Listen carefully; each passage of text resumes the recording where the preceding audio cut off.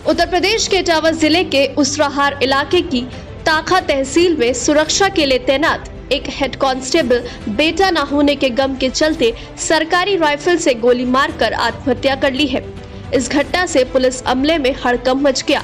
इटावा के एसएसपी जयप्रकाश सिंह ने आज यहां हेड कांस्टेबल के सरकारी राइफल से गोली मारकर आत्महत्या करने की पुष्टि करते हुए बताया कि एटा जिले के कोतवाली देहात के नगला केवल के रहने वाले 40 साल के हेड कांस्टेबल प्रेम प्रकाश की तैनाती उसराहार थाने में तैनाती थी, जहां से उसकी नियमित ड्यूटी ताका तहसील की सुरक्षा में लगा करती थी। आज तड़के हेड पुलिस कांस्टेबल ने सरकारी राइफल से गोली मारकर आत्महत्या कर ली। गोली लगने के बाद उसे नाजुक हालत में उपचार के लिए सैफी मेडिकल यूनिवर्सिटी लेकर आया गया, लेकिन तब तक उसकी मौत हो गई थी।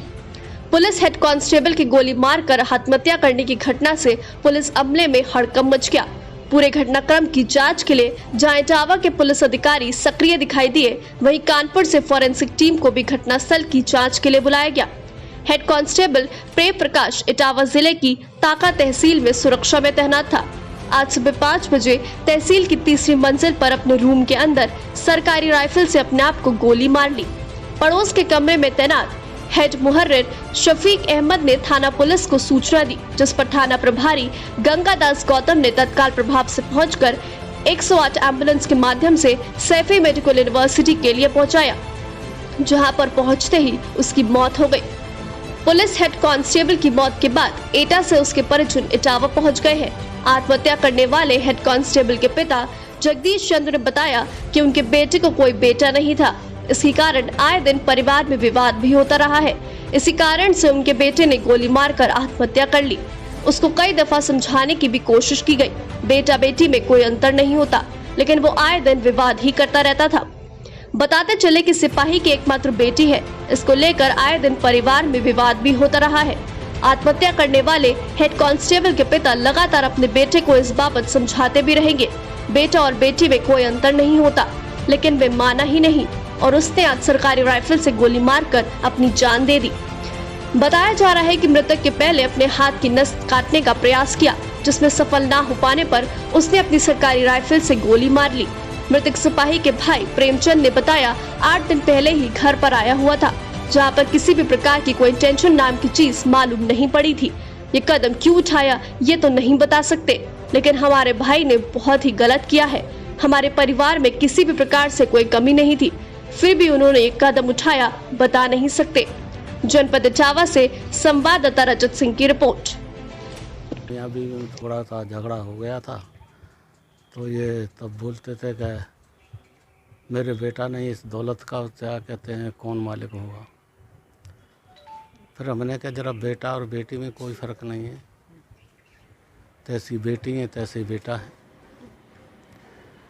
तब से कोई पता ही नहीं चला। फिर इन्होंने हमसे कहा कि ये बंटवारा नहीं करेंगे। हमने क्या कर लो, तो अपने आप सब मकान बांट लिया, अपने आप ज़मीन बांट ली, सारा चीज़ अपने आप ही कर दिए, कोई प्रॉब्लम नहीं था।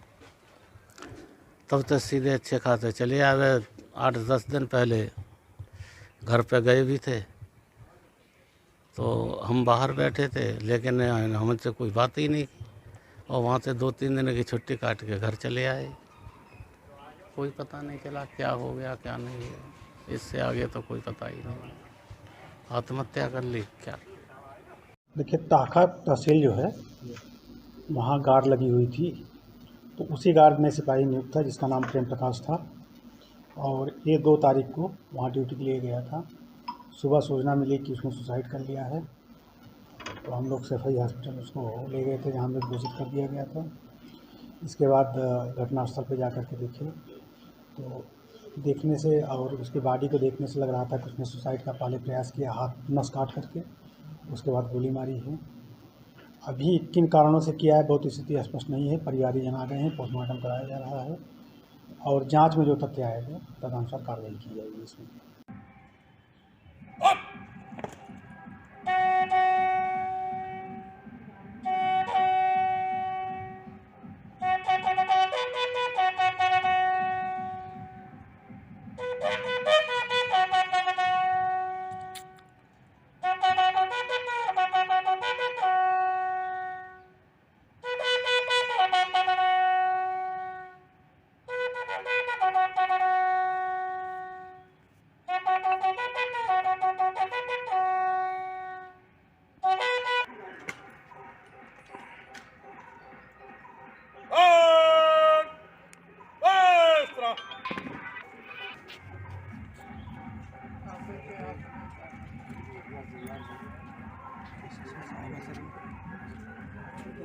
हम डिसाइड नहीं किए, लेकिन रजिस्टर से भी तैयार है कि दो